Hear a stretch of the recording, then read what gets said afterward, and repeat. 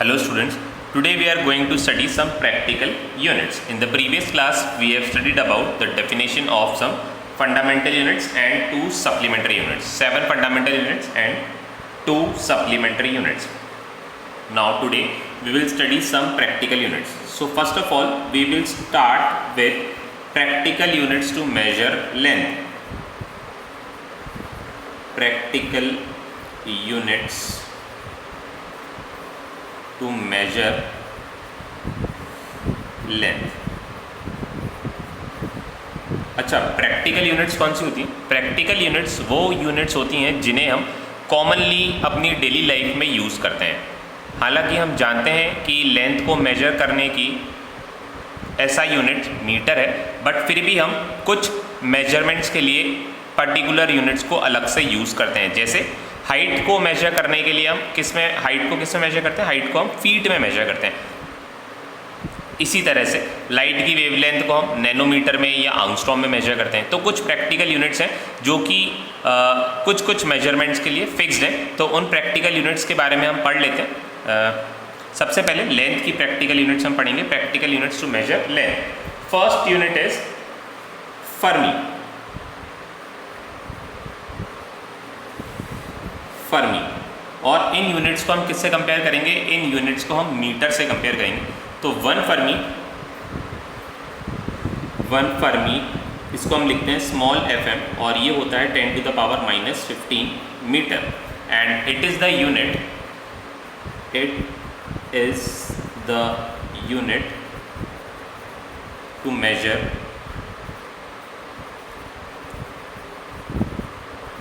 Nuclear size.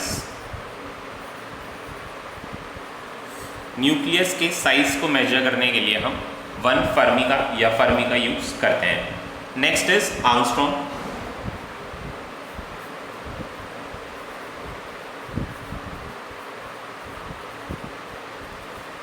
आंगस्ट्रॉम A0. कैसे denote करते हैं इसको? A0 से डिनोट करते हैं. 1 angstrom is equal to 10⁻⁻10 metre. It is use to measure atomic size.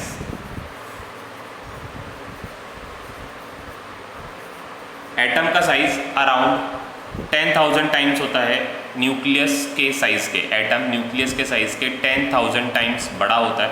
तो एटॉमिक साइज को मेजर करने के लिए हम क्या करते हैं? आंगस्ट्रॉम का यूज़ करते हैं. और 1 आंगस्ट्रॉम होता है 10⁻⁻10 मीटर के इक्वल. इसके बाद है nanometre.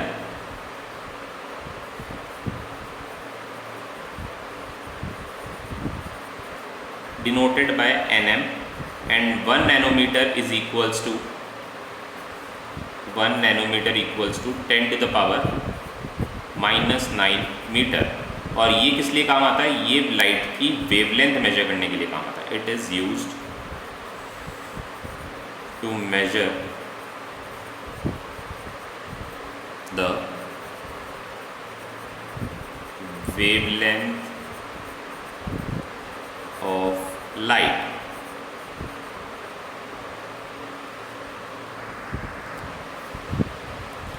Now next is micrometer.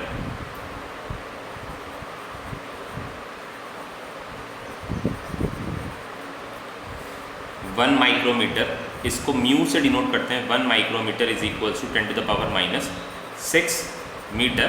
और ये किस लिए काम में आएगा? ये आएगा माइक्रोस्कोपिक ऑब्जेक्ट्स को मेजर करने के लिए. It is used to measure the size of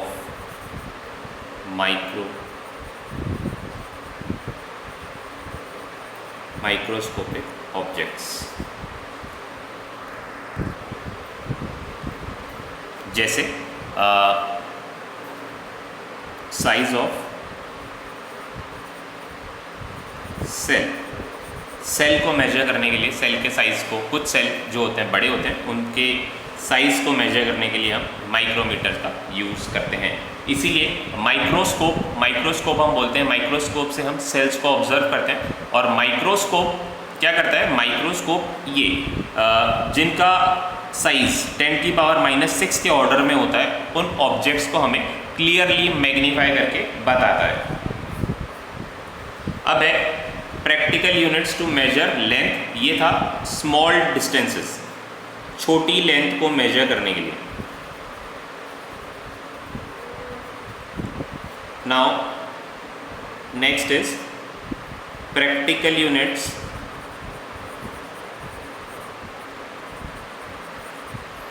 to major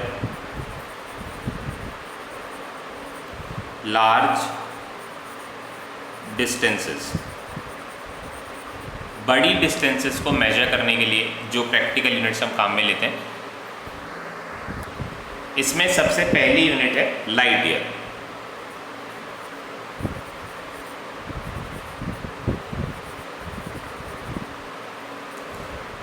and 1 light year is equals to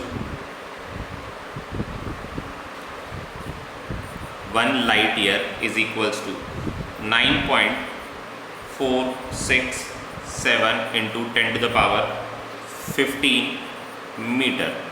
it is the distance. कैसे डिफाइन करते हैं लाइट ईयर को? It is the distance travelled by light in 1 year. It is the distance travelled by light in 1 year। ठीक है। Next is astronomical unit.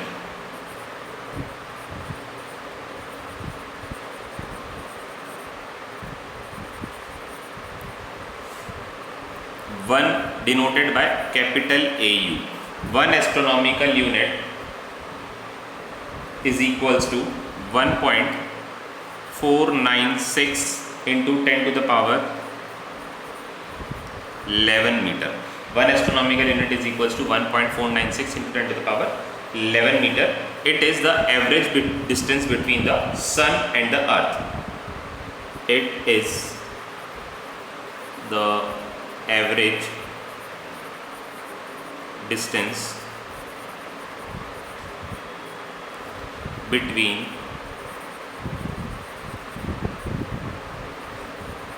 Sun and earth. Earth और sun के बीच की जो एवरेज डिस्टेंस है उसको हम बोलते हैं एस्ट्रोनॉमिकल यूनिट। यहाँ पर एवरेज का यूज़ क्यों किया हमने? एवरेज का यूज़ इसलिए किया क्योंकि जो अर्थ और सन के बीच की डिस्टेंस है कंटिन्यूसली एक इलिप्टिकल ऑर्बिट में वेरी करती रहती है। देखिए, अगर सर्कुलर ऑर्बिट होती तो डिस्टेंस सेम रहती, बट इलिप्टिकल ऑर्बिट है तो डिस्टेंस वेरी करती है। तो इसीलिए हम सन और अर्थ के बीच की एवरेज डिस्टेंस की बात करते हैं। It is the average distance between the sun and the earth. Next is parsec.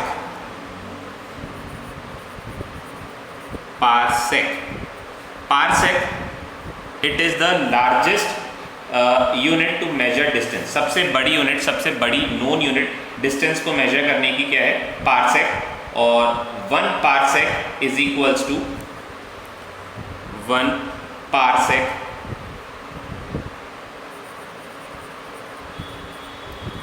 Is equals to 3.08 into 10⁻16 metre. 3.08 into 10⁻16 metre, या फिर इसको हम बोल सकते हैं it is equals to 3.26 light year. इसकी डेफिनेशन क्या है? इसकी डेफिनेशन ये है, it is the angle subtended by the arc. एक आर्क जिसकी लेंथ कितनी है?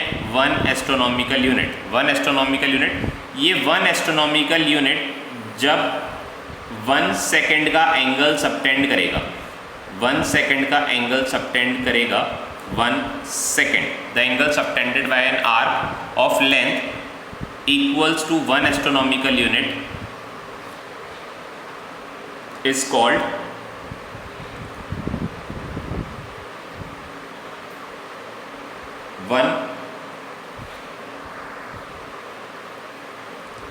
ये देखिए, ये 1 एस्ट्रोनॉमिकल यूनिट या ये एक आर्क है जिसकी लंबाई है 1 एस्ट्रोनॉमिकल यूनिट, और ये आर्क जितनी डिस्टेंस पर 1 सेकेंड का एंगल सबटेंड करेगा, उस डिस्टेंस को हमने बोला है 1 parsec.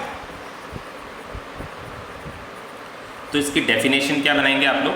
It is defined as the distance at which an arc of length 1 astronomical unit subtend an angle of 1 second. एक वो डिस्टेंस जिस पर 1 एस्ट्रोनॉमिकल यूनिट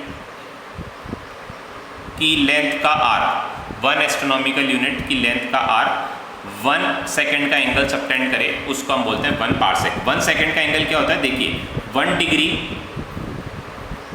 जो होता है, अगर आप इसका 60th पार्ट कर देंगे, 60th पार्ट, तो ये होता है 1 मिनट के इक्वल। इसको इंडिकेट करते हैं हम 1 डैश से, और फिर 1 मिनट का भी 60th पार्ट आप कर देंगे तो ये होता है 1 सेकेंड। ठीक है, जैसे हमारी घड़ी में होता है सेम वैसे चलता है। 1 डिग्री का 60th पार्ट वो होता है 1 मिनट, और 1 मिनट का भी 60th पार्ट होता है, वो है 1 सेकेंड। तो आप इमेजिन कर सकते हैं कि 1 पार्सेक कितनी बड़ी यूनिट होगी। देखिए, 1 एस्ट्रोनॉमिकल यूनिट अपने आप में एक बहुत बड़ी यूनिट है, 1.496 × 10⁻11 मीटर। इतनी बड़ी लेंथ का आर्क, इतनी बड़ी लेंथ का आर्क जब जितनी डिस्टेंस पर 1 सेकेंड का एंगल बनाएगा, जितनी डिस्टेंस पर 1 सेकेंड का एंगल बनाएगा, उस डिस्टेंस को हम बोलेंगे 1 parsec. It is used to measure the distance between the stars. दो स्टार्स के बीच की डिस्टेंस मेजर करने के लिए हम 1 पार्सेक को यूज करते हैं। Other units to measure length, other practical units to measure length are 1 inch. 1 inch किसके इक्वल होता है? 1 इंच होता है 0.0254 मीटर के equal. 1 inch is equals to 0.0254 metre, और इसका सीरियल नंबर हम रखते हैं सीरियल नंबर 8। ठीक है, फिर 9th हम करते हैं foot. 1 foot it is equals to 0.3048 metre, और इसके बाद 10th यूनिट है 1 यार्ड। 1 यार्ड होता है 0.9241 मीटर के इक्वल। ठीक है, तो ये यूनिट्स, इनकी न्यूमेरिकल वैल्यूज़ आपको लर्न करनी है। आजकल मल्टीपल चॉइस क्वेश्चंस आने लग गए हैं, और मल्टीपल चॉइस क्वेश्चंस में आपको 4 ऑप्शन देके पूछा जा सकता है कि 1 फीट और 1 यूनिट का 1 फीट और 1 मीटर का आप एक्चुअल रिलेशनशिप बताइए। तो आपको एग्जैक्टली डेटा याद होना चाहिए कि 1 फीट की एक्चुअल लेंथ कितनी होती है। 1 feet is equals to 0.3048 metre, and 1 inch is equals to 0.0254 metre, and 1 yard is equals to 0.9241 metre. ठीक है, इसके बाद हम करते हैं practical units to measure mass. Practical units to measure mass. Mass की प्रैक्टिकल यूनिट्स। फर्स्ट, अच्छा, मास करने से पहले हम एरिया के लिए भी पढ़ लेते हैं। एरिया जो कि होता है, जिसकी डायमेंशन होती है लेंथ इंटू लेंथ, उसकी यूनिट्स भी हम पढ़ लेते हैं। 1 एकड़। 1 एकड़ होता है 4047 मीटर स्क्वायर, और 1 हेक्टेयर होता है 10⁻⁴ मीटर स्क्वायर। ठीक है, इसके बाद हम पढ़ते हैं practical units to measure mass. 1 ton, या जिसको आप लोग मेट्रिक टन भी बोलते हैं,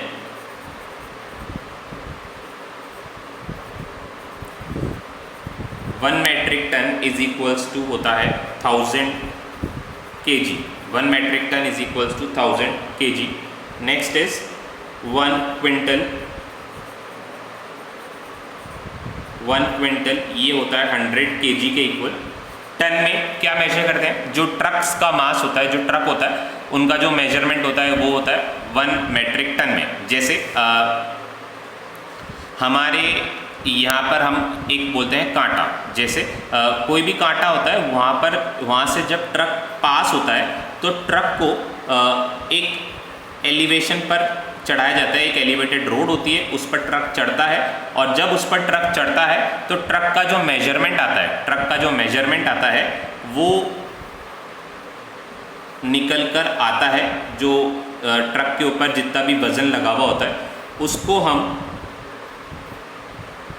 ये देखिए ट्रक का जो मेजरमेंट है ये हम टन्स में मेजर करते हैं। और इसमें क्या होता है, अगर ट्रक ओवरलोडेड है तो उसको यहाँ से पास नहीं होने दिया जाता, इसको यहाँ से पास नहीं होने दिया जाता।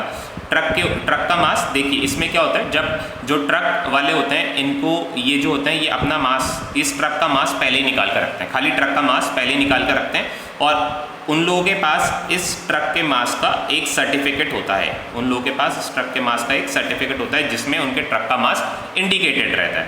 फिर इसके बाद जब ये इसके ऊपर सामान लोड करते हैं तो ये यहाँ पर एक एलिवेटेड प्लेटफॉर्म होता है, यहाँ पर ये ट्रक चढ़ता है और यहाँ पर सामान के साथ इसका मेजरमेंट निकल कर आता है। तो उसमें से क्या किया जाता है, जो ट्रक के सर्टिफिकेट पे मास लिखा हुआ रहता है और इन दोनों मास को सबट्रैक्ट कर दिया जाएगा, ट्रक के एक्चुअल मास और ट्रक का जो ट्रक में जो टोटल मास है, टोटल मास में से ट्रक का एक्चुअल मास अगर सबट्रैक्ट कर देंगे तो ट्रक पे जितना सामान लोडेड है उसका मास आ जाएगा, total mass minus actual mass. तो ये ट्रक के ऊपर जितना सामान है उसका मास आ जाएगा। ये जो मेजरमेंट आता है ये किस में आता है, ये टन में आता है, ठीक है। क्विंटल, जो आटे के कट्टे आप लोग लाते हैं, आटे के बोरिया जो लाते हैं वो क्विंटल में मेजर आता है, गेहूं की बोरिया, आटे की बोरिया, सीमेंट, ये सब क्विंटल में आते हैं। इसके बाद होता है पाउंड, 1 पाउंड, जो केक या ब्रेड आप खरीद के लाते हैं, ये इनका मेजरमेंट आता है पाउंड में 0.4536 kg, ठीक है। ब्रिटिशर्स, जैसे हम लोग मास केजी में मेजर करते हैं, ब्रिटिशर्स ये मास जो होते हैं, ये मास जो है पाउंड्स में मेजर करते हैं, ठीक है। और सबसे बड़ी यूनिट है मास की Chandrashekhar limit,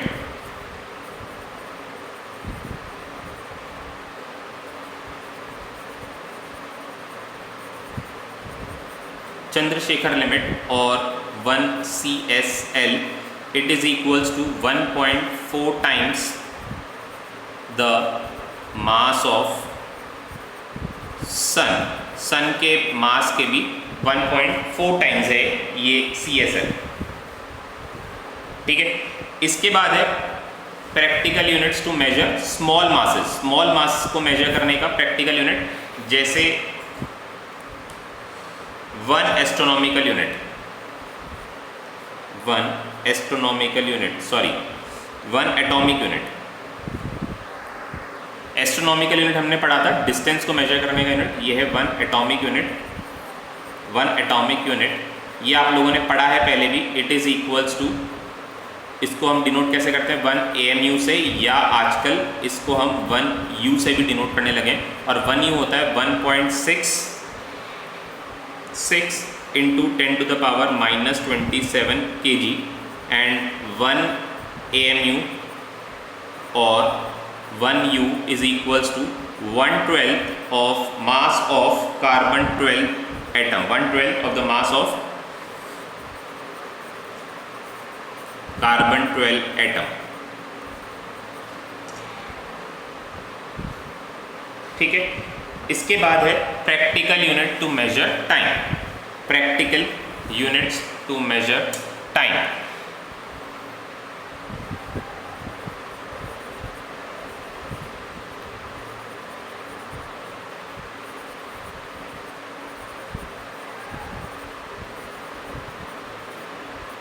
Practical units to measure time. First practical unit to measure time is 1 solar day. 1 solar day. 1 solar day. It is the time taken by the Earth to complete 1 revolution about its own axis with respect to Sun. Time taken by Earth to complete one revolution. Time taken by Earth to complete one revolution about its own axis with respect to sun. और one solar day 24 hours के equal रहता है। इसके बाद आता है one sidereal day. One sidereal day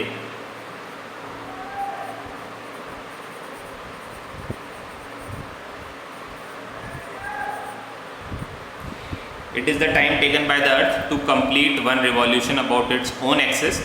same definition रहेगी, time taken by earth to complete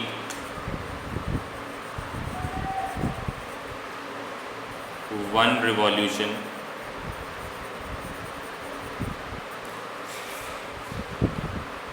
about its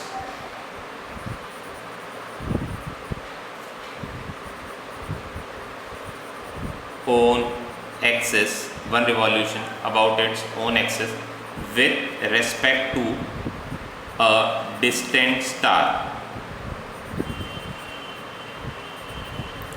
यहाँ पर हम जो अर्थ का रिवॉल्यूशन है वो सन के रेस्पेक्ट में नहीं, किसी दूसरे स्टार के रेस्पेक्ट में देखते हैं, और जब अर्थ उस स्टार के एक कंप्लीट रिवॉल्यूशन कर लेता है उसको हम बोलते हैं one sidereal day.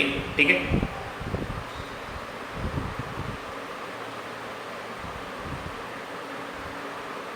Sorry, it is यहाँ पर रिवॉल्यूशन नहीं होगा, रिवॉल्यूशन तो हो जाएगा एक ईयर में, इट मस्ट बी रोटेशन, तो इनको मैं रोटेशन कर देता हूँ।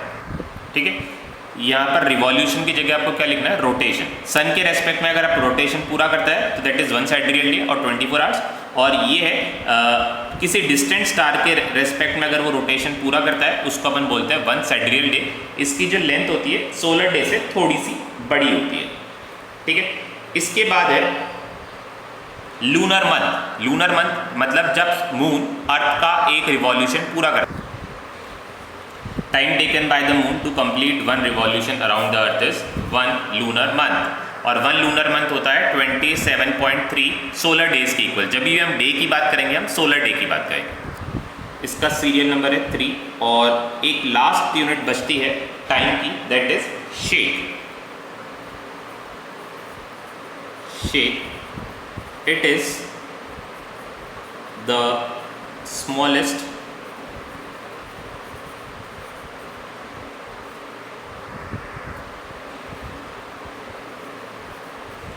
unit to measure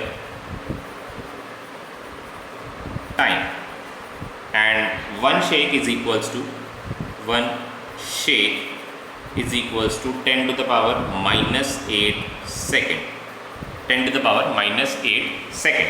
तो वन शेक काफ़ी छोटी यूनिट है और it is equals to 10 to the power minus 8 second. अब हम बात कर लेते हैं practical units to measure pressure. Pressure को नापने की practical units, practical units to measure pressure. First practical unit is 1 bar.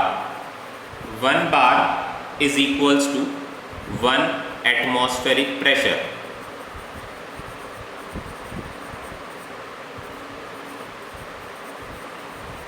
One bar जो होता है 1 एटमॉस्फेरिक प्रेशर के इक्वल होता है, और अगर इसको हम ऐसा यूनिट में बोलेंगे तो ये होता है 10 to the power 5 न्यूटन पर मीटर स्क्वायर के।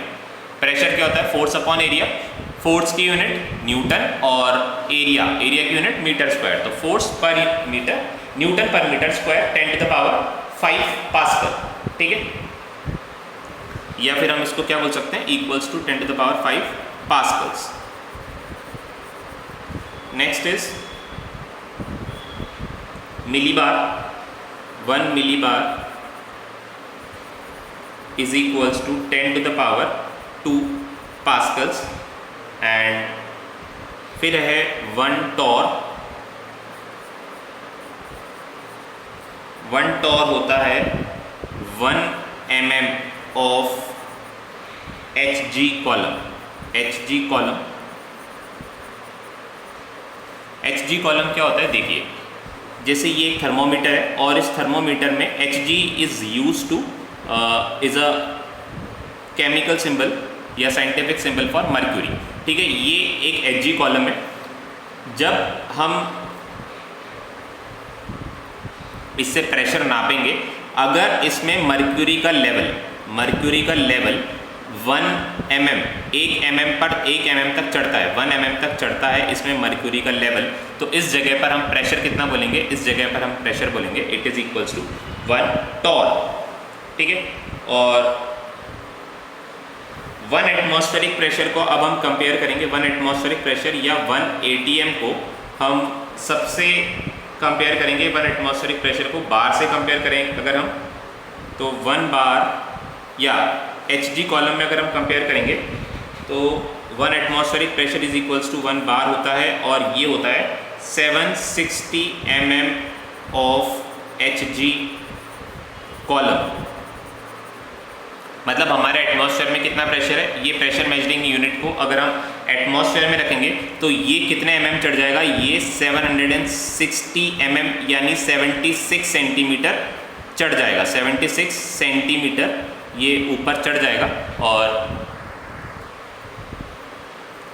76 सेंटीमीटर। ठीक है, और एटमॉस्फेयर के प्रेशर को हम बोलेंगे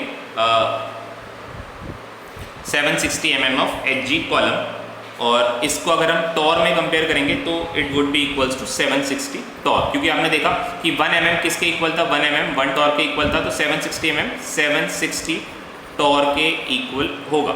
अब ये जो प्रैक्टिकल यूनिट्स है ये आपको टिप बाय टिप लर्न होनी चाहिए, सारी प्रैक्टिकल यूनिट्स, क्योंकि एग्जाम में इस पे मल्टीपल चॉइस क्वेश्चंस पूछे जा सकते हैं। ठीक है, तो सारी प्रैक्टिकल यूनिट्स आपको लर्न करनी है कि किसका कन्वर्जन कैसे और कितना होगा। जैसे 1 शेख हो गया और 1 CSL हो गया, 1 चंद्रशेखर लिमिट हो गया, इसका जो कंपैरिजन है ये आपसे पूछा जा सकता है। इनको डिफाइन करने के लिए भी एग्जाम में आ सकता है। ठीक है, तो काफ़ी इंपॉर्टेंट है, और प्रैक्टिकली जब आप जैसे कि कोई चीज़ को मेज़र करते हो, जैसे उसका जो लेंथ मास होता है पाउंड में आता है, तो आपको प्रैक्टिकली भी पता होना चाहिए कि जैसे आप 1 पाउंड का केक खरीद के लाए तो आपको पता होना चाहिए कि इसका एक्चुअल मास कितना है, तो अराउंड 450 ग्राम्स के इक्वल उसका एक्चुअल मास होता है। ठीक है, तो ये प्रैक्टिकल यूनिट्स आपको टिप्स पे सारी लर्न होनी चाहिए। ठीक है, अब नेक्स्ट क्लास में हम पढ़ेंगे direct and indirect method to measure the distances, direct and indirect method to measure large distances को measure करने के लिए डायरेक्ट और इनडायरेक्ट मेथड, ये हम नेक्स्ट क्लास में पढ़ेंगे।